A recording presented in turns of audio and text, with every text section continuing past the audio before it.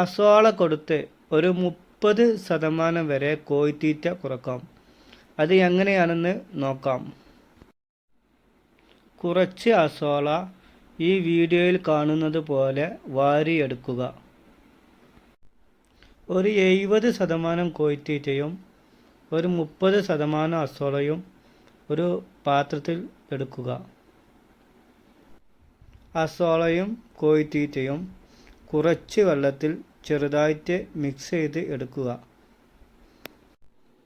എന്നിട്ട് കോഴിക്കൂട്ടിൽ വെച്ച് കൊടുത്താൽ മതി. കോഴികളൊക്കെ നന്നായിട്ട് കഴിക്കും. അസോള അതിൻ്റെ കൂടെ തന്നെ കഴിക്കും. കോഴികൾക്കും താറാവിനും കാടയ്ക്കും ഒക്കെ അസോള വളരെ നല്ലതാണ്. അപ്പോൾ ഇതുപോലുള്ള വീഡിയോകൾ കാണുന്നതിന് വേണ്ടി നിങ്ങൾ ലൈക്ക് ചെയ്യുക, സബ്സ്ക്രൈബ് ചെയ്യുക. അടുത്ത വീഡിയോ അസോള എങ്ങനെ നന്നായിട്ട് കൃഷി ചെയ്യാം എന്നതിനെ കുറിച്ചാണ്. അപ്പോൾ കൂടുതൽ വീഡിയോയ്ക്ക് വേണ്ടി നിങ്ങൾ ലൈക്ക് ചെയ്യുക, സബ്സ്ക്രൈബ് ചെയ്യുക.